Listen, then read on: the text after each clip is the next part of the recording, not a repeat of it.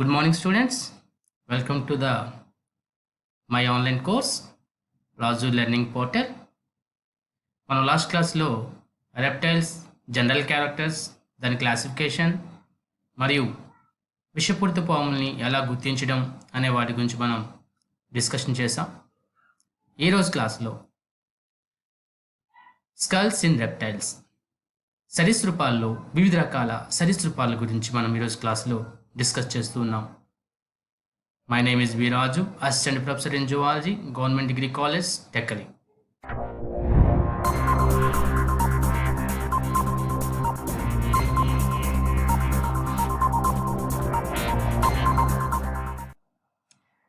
సరీసృపాల్లో పుర్రె రకాలు మనం ఈరోజు క్లాస్లో డిస్కస్ చేయబోతున్నాము. సరీసృపాల్లో పుర్రెలు వివిధ రకాల పుర్రెలు ఏర్పడి ఉన్నాయి. సరీసృపాలు అనేవి ఎక్టోథెర్మిక్ యానిమల్స్, బాహ్య ఉష్ణ జంతువులుగా చెప్పుకుంటాం. అలాగే కోల్డ్ యానిమల్స్గా కూడా చెప్పుకుంటాం, కోల్డ్ బ్లడెడ్ యానిమల్స్గా కూడా చెప్పుకుంటాం. మరి దీని యొక్క శరీరం బాహ్య చర్మం అనేది అనేక బాహ్య చర్మ పొలుసులతో ఏర్పడి ఉంటుంది. మరి దీని యొక్క వెన్నెముకలో ఉండే మొదటి వెన్నుపూసలు అట్లాస్, యాక్సిస్ మరియు గ్రీవ వెన్నుపూసలు అనేవి పుర్రె యొక్క బరువును మోయగలుగుతూ ఉంటాయి. మరి ఇక పుర్రె బరువును మోయడానికి, ఎందుకంటే సరీసృపాల్లో చాలా పెద్ద జంతువులు కాబట్టి వాటి యొక్క పుర్రె అనేది చాలా పెద్దవిగా ఉంటుంది. మరి ఆ పుర్రెను మోయడానికి అవసరమైన బరువును అంటే మద్దతును ఇక్కడ వెన్నెముక కలిగి ఉండాలి. పుర్రె చాలా పెద్దదిగా ఉండబట్టి ఈ పుర్రె భాగాన్ని యొక్క బరువును తగ్గించడానికి పుర్రెలో అనేకమైన పోజెస్, శూన్యాలు లేదా విండోస్, కిటికీలు అనేవి, రంధ్రాలు వంటి నిర్మాణాలు అనేవి ఏర్పడడం అనేది జరిగింది. అంటే ఈ విధంగా రంధ్రాలు వంటి నిర్మాణాలు ఏర్పడడం వలన ఏం జరుగుతుందంటే పుర్రె యొక్క బరువు తగ్గి అది వెన్నెముక మీద భారం లేకుండా చేస్తూ ఉంటుంది. అంతేకాకుండా ఈ పుర్రె భాగంలో ఖాళీ స్థలాలు ఏర్పడడం వలన దవడ యొక్క కండరాలు సమర్థవంతంగా అతికి ఉండడానికి మరియు అది జంతువుల్ని సులువుగా మింగడానికి ఇది తోడ్పడుతూ ఉంటుంది. అందుకోసమే ఈ సరీసృపాల్లో పోజెస్ లేదా కిటికీలు వంటి రంధ్రాలని ఏర్పాటు చేసుకోవడం అనేది జరిగింది. మరి ఇక్కడ పుర్రె యొక్క పేర్లు ఎలా వచ్చాయి అని చెప్పుకుంటే యాప్స్ అనే పదం నుంచి వచ్చింది. మరి ఇక్కడ యాప్స్ అంటే ఏంటి అంటే ఒక వంపు వంటి నిర్మాణము అని అర్థము. ఈ వంపుల యొక్క సంఖ్య బట్టి, అలాగే వాటి చుట్టూ ఆవరించి ఉండే ఎముక ప్లేట్స్, బోన్ ప్లేట్స్ సంఖ్య ఆధారంగా వీటిని అనేక రకాలుగా వర్గీకరించడం జరిగింది. సో ఈ విధంగా పుర్రెలో ఈ విధంగా ఖాళీ స్థలాలు ఉండడం వలన దవడ కండరాలు అటాచ్మెంట్కు కావాల్సిన స్థలం అనేది ఉంచబడి జరిగింది. మరియు ఆస్బర్న్ అనే శాస్త్రవేత్త ఈ ఖాళీల్ని అంటే ఈ పోజెస్ ఆధారంగా ఈ పుర్రెల్ని లేదా ఈ జంతువుల్ని అనేక రకాలుగా వర్గీకరించడం జరిగింది. ఏంటంటే అవి అనాప్సిడా, డయాప్సిడా, యూరాప్సిడా, సినాప్సిడా వంటి వాటిగా ఉప సమూహాలుగా వాటిని వర్గీకరించడం అనేది జరిగింది. సో ఇందులో మొదటి పుర్రె మనం చూసుకుంటే అనాప్సిడే పుర్రె గురించి మనం చూసినట్లయితే ఈ అనాప్సిడే పుర్రె సాధారణంగా క్యాటిలోసారియా మరియు కిలోనియాలో మనకి కనుగొనబడింది. ఈ క్యాటిలోసారియా, కిలోనియాలో మొదటిసారిగా కనుగొన్న ఈ పుర్రె అనేది చూసినట్లయితే సో అనాప్సిడా పుర్రె. ఈ అనాప్సిడే పుర్రెలో సాధారణంగా ఈ జీవులు ఎందులో మనకి కనిపిస్తూ ఉంటాయంటే క్యాటిలోసారియా మరియు కిలోనియాలో మనకి కనిపించడం అనేది జరుగుతూ ఉంటుంది. This is the most primitive స్కల్గా మనం చెప్పుకోవచ్చు. ఎందుకంటే ల్యాబ్రోథోడెంట్ ఉభయచరాల్లోనూ మరియు ఆదిమ సరీసృపాల్లో ఈ రకమైన పుర్రె అనేది కనిపిస్తూ మనకుంటుంది. అంటే ఇది అత్యంత ప్రాచీన రకమైన పుర్రెగా మనం చెప్పుకోవచ్చు. ఇక్కడ అనాప్సిడా పుర్రె ఎందుకు అనాప్సిడా అన్నామంటే వితౌట్ ఆర్చెస్, అంటే ఎటువంటి ఖాళీ స్థలాలు కానీ పుర్రెలో అంటే పోజెస్ కానీ లేదా ఇంకా ఎటువంటి నిర్మాణాలు ఉండవు. అంటే మనకి ఇక్కడ పుర్రెలో మనకు కనిపించినట్టుగా నాసిల్ క్యావిటీ ఒకటి ఉంటుంది, ఆర్బిట్ క్యావిటీ అంటే మన యొక్క కంటి యొక్క రంధ్రం అనేది ఉంటుంది. ఇవి కాకుండా మరి ఎటువంటి రంధ్రాలు కూడా ఈ భాగంలో మనకి కనిపించవు. సో ఇలా ఎటువంటి రంధ్రాలు కూడా ఈ భాగంలో కనిపించవు, కణద భాగంలో కనిపించవు. కాబట్టి దీన్ని ఏ రకమైన పుర్రెగా మనం చెప్పుకున్నామంటే అనాప్సిడిగా పుర్రెగా మనం చెప్పుకోవడం జరుగుతుంది. అనాప్సిడా అంటే మనం ఏం చెప్పుకున్నాం, వంపు లేకుండా అని చెప్పుకోవడం జరిగింది. మరి ఇవి సాధారణంగా కిలోనియాల వంటి జీవుల్లో కూడా మనకు కనిపిస్తాయి. ఈ రోజుల్లో టుడే మనం చూసినట్లయితే ఆ, ప- పాత పూర్వకాలంలో అయితే కెట్లోసిరియా వాటిలో మనం చూసాము. ఇప్పుడు ప్రెజెంట్ డేస్లో జీవించి ఉండే సరీసృపాల్లో ఈ రకమైన పుర్రె ఎందులో కనిపిస్తుందంటే మనకి కిలోనియాలో కనిపిస్తుంది. మరి కిలోనియాలో మరి ఎందుకు ఎనాప్సిడా పుర్రె ఏర్పడింది, ఎందుకు మరి యాప్సిడ్ కలిగిన అంటే రంధ్రాలు కలిగిన పోజే వంటి కలిగిన పుర్రె అవసరం లేకుండా ఎందుకు ఉంది అంటే ఇక్కడ మనం చూసినట్లయితే తాబేలు యొక్క తల భాగం అనేది చాలా చిన్నదిగా ఉంటుంది. అవి సాధారణంగా చాలా చిన్న జంతువులుగా ఉంటాయి. వాటి యొక్క తల భాగం కూడా చాలా చిన్నదిగా ఉండడం వలన వాటి యొక్క పుర్రె అనేది ఆ వెన్నెముక అనేది సమర్థవంతంగా మోయగలుగుతూ ఉంటుంది. అందుకోసం ఇక్కడ ఈ అనాప్సిడా పుర్రె అంటే ఈ కిలోనియా సమూహ క్రమంలో ఉండే జీవుల్లో ఎలాంటి పుర్రె ఉందంటే అనాప్సిడే పుర్రె అనేది అక్కడ అమర్చబడి ఉండడం అనేది జరుగుతూ ఉంటుంది. ఎందుకంటే అక్కడ అవసరం లేకుండా ఉందన్నమాట. నెక్స్ట్ మనం చూసినట్లయితే యురాప్సిడా పుర్రె. ఇక్కడ యురాప్సిడే పుర్రెని మనం చూసినట్లయితే ఇది సాధారణంగా ప్లీసియోసారస్లో కనుగొనబడింది. మరి ఈ ప్లీసియోసారస్లో మనం కనుగొనబడిన ఈ పుర్రెని మనం చూసినట్లయితే మనం ఈ దీంట్లో ఒక జత కణద భాగంలో రంధ్రాలు కనిపిస్తాయి. యురాప్సిడా అని ఎందుకు అన్నామంటే this means is a wide arch అని అర్థం. అంటే కొద్దిగా ఎత్తులో ఇవి మనకి ఏం కనిపిస్తాయంటే ఆ వైడ్ ఆర్చెస్ అనేవి ఇక్కడ కొంచెం ఎత్తు భాగంలో కణత భాగం యొక్క ఎత్తు భాగంలో ఇక్కడ మనకి ఈ యాక్సెస్ అంటే రంధ్రాలు పోజే లేదా వీటిని కిటికీలు అని చెప్పుకుంటాం, లేదా రంధ్రాలు శూన్యాలు అని చెప్తూ ఉంటాం. సాధారణంగా యురాప్సిడ్లు అనేవి ఎందులో కనిపిస్తాయంటే సముద్ర సరీసృపాలైన ఇక్థియోసారస్, ప్లీసియోసారస్ మరియు ప్లోకోడాన్స్లో మనకి ఇది సాధారణంగా కనిపిస్తూ ఉన్నాయి.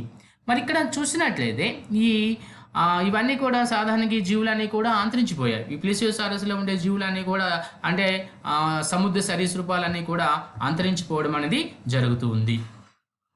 మరి ఈ యురాప్సిడే పుర్రెని మనం చూసినట్లయితే దీని చుట్టూ కూడా ఇక్కడ పోజే చుట్టూ చూసినట్లయితే ఇవి మనకి 3 రకాల ఆర్బిటల్స్ అంటే 3 రకాల ఎముకల చేత ఆవరించబడి ఉంది.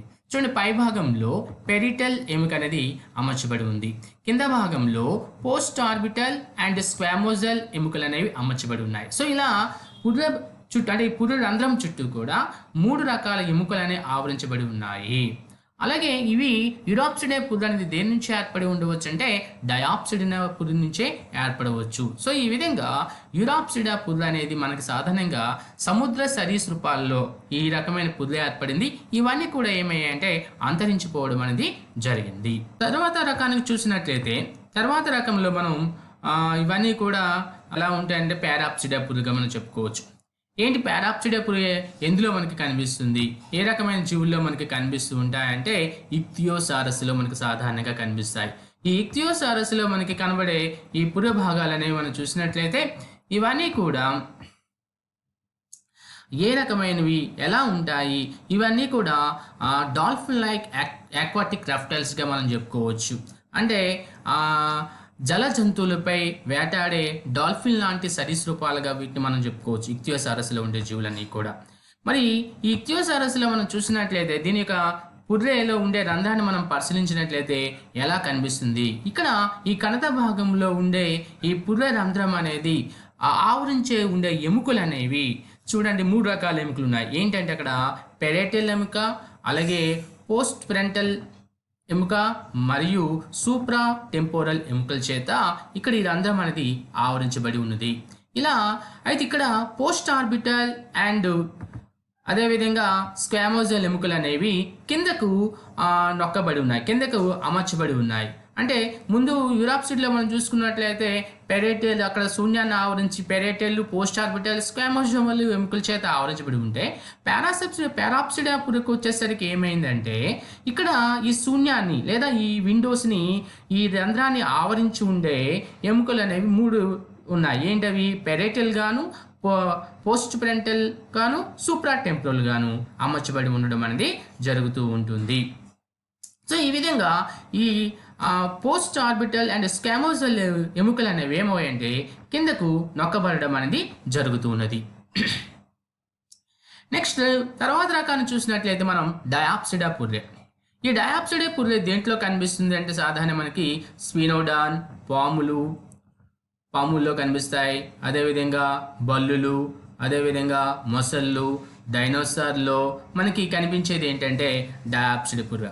అంటే ఇప్పుడు సాధారణంగా జీవించి ఉన్నవి ఏంటంటే స్పినోడాన్, పాములు, బల్లులు, మొసళ్ళు అని జీవించి ఉన్నాయి. ఈ జీవించి ఉండే జంతువుల్లో కూడా ఏ రకమైన పుర్రె కనిపిస్తుంది మనకంటే డయాప్సిడా పుర్రె కనిపిస్తుంది. అలాగే అంతరించిపోయిన అతిపెద్ద జంతువులైన డైనోసార్లలో కూడా ఏ రకమైన పుర్రె ఉండేదంటే డయాప్సిడా పుర్రె అనేది అమర్చబడి ఉండడం అనేది జరుగుతుండేది. ఇక్కడ చూసినట్లయితే ఈ స్కల్లో ఇక్కడ మనకి రెండు జతలు ఉన్నాయి. ఇటువైపు ఒకటి ఇదా అండి, అంటే ఇది వన్ సైడ్. సో ఇక్కడ ఒక పోజే ఉంది, ఇక్కడ ఒక పోజే ఉంది. అంటే అలాగే ఆపోజిట్ సైడ్లో కూడా ఒక పోజెస్ ఉంటాయి. అంటే రెండు జతల పోజెస్ అనేవి, రెండు జతల రంధ్రాలు అనేవి ఇక్కడ ఎక్కడ కనిపిస్తున్నాయి అంటే ఈ డయాప్సిడా పుర్రెలో మనకి కనిపిస్తుంది. అందుకే దీన్ని ఏమన్నా అంటే డయాప్సిడా, డై అంటే రెండు, కాబట్టి యాప్సిడ్ అంటే రంధ్రాలు లేదా ఆర్చెస్ అని చెప్తున్నా. సో అందుకే ఇక్కడ రెండు రకాల రంధ్రాలు అనేవి ఉన్నాయి కాబట్టి దీన్ని ఏమంటామంటే డయాప్సిడా పుర్రెగా మనం చెప్పుకుంటాం. ఇక్కడ చూసినట్లయితే పైన ఒక పుర్రె భాగం ఉంది, కింద ఒక పుర్రె భాగం ఉంది. అంటే దీని పైన భాగంలో ఉంది ఒక టెంపోరల్ పార్ట్లో ఉంది, అలాగే కింద భాగంలో ఉండే టెంపోరల్ పార్ట్లో ఉంటుంది. పైన ఉండే ఈ రంధ్రం అనేది ఏ ఎముకల చేత ఆవరించబడి ఉందంటే పెరేటల్, పోస్ట్ ఆర్బిటల్ అండ్ స్క్వామోజల్ ఎముకల చేత ఆవరించబడి ఉన్నది. అలాగే తర్వాత మనం చూసినట్లయితే రెండవ భాగము వెన్నెముక చూసే రెండవ భాగంది మనం చూసినట్లయితే ఈ రెండవ రంధ్రం అనేది ఏ ఎముకల చేత ఆవరించబడి ఉందని మనం చూసినట్లయితే ఇది పైన అంటే ఈ కింద భాగంలో ఉండే పోజాకి పైన పోస్ట్ ఆర్బిటల్, అదేవిధంగా స్కామోజాల్ ఉంది. ఇక్కడేమో కింద భాగంలో చూస్తే జాగ్రల్ అలాగే క్వాడ్రల్ జాగరల్ అనే ఎముకల చేత 4 ఎముకల చేత ఆవరించబడింది. అంటే పైన పోస్ట్ ఆర్బిటల్ స్కామోజల్ ఎముకలు ఉంటే కింద భాగంలో జాగల్ అండ్ క్వాడ్రల్ జాగల్ ఎముకల చేత ఆవరించబడి ఉండడం అనేది జరుగుతూ ఉన్నది.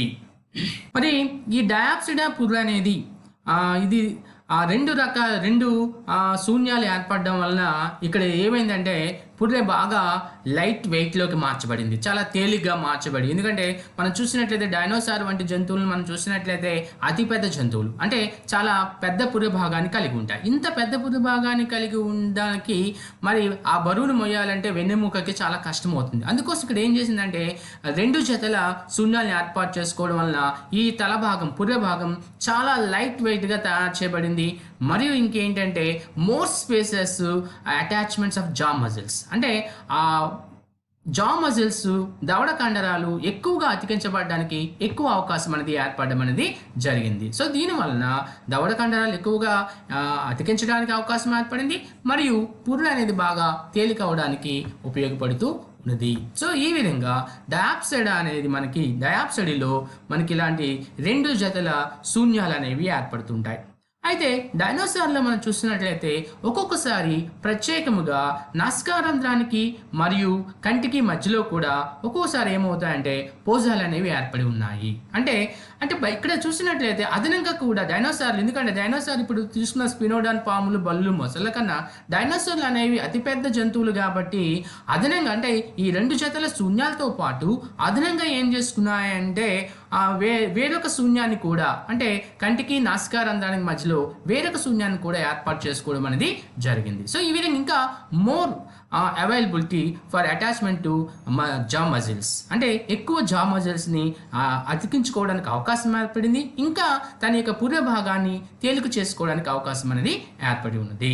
నెక్స్ట్ తర్వాత భాగం చూసినట్లయితే సినాప్సిడా పుర్రె. సాధారణంగా ఈ సినాప్సిడా పుర్రె అనేది మనకి ఎందులో కనిపిస్తుంది అంటే పెలికోసారియా మరియు తెరాప్సిడా జీవుల్లో మనకి కనిపిస్తాయి. పెలికోసారియా మరియు తెరాప్సిడా జీవులు అంటే ఏంటంటే ఇవి క్షీరదాలు పోలిన సరీసృపాలుగా మనం చెప్పుకోవచ్చు. చూడండి ఇక్కడ ఈ భాగంలో ఇక్కడ ప్రతి కణద భాగం యొక్క కింది భాగంలో మనకి ఏంటి ఏర్పడింది, శూన్యాలు ఏర్పడ్డాయి. అంటే ఇక్కడ ఒక జత శూన్యాలు మాత్రమే ఏర్పడ్డాయి. అంటే ఇక్కడ ఈ ఒక జత శూన్యాలనే ఏర్పడడం జరిగింది.